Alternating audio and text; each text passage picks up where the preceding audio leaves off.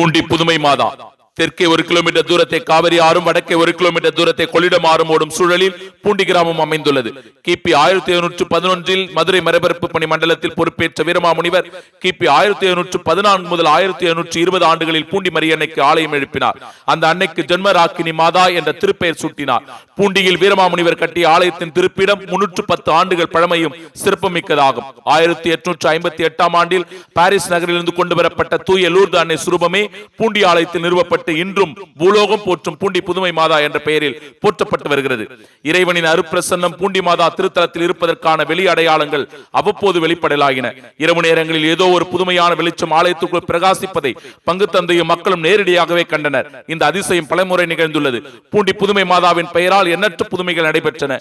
பூண்டி திருத்தல வரலாற்றில் நடைபெறும் அற்புதங்கள் இன்னமும் தாயின் பரிந்துரையில் நாம் வாழ்வதற்கு சாட்சியமாக விளங்குகின்றன. இயேசுவுக்கே புகழ், இயேசுவுக்கே நன்றி. மரியே வாழ்க.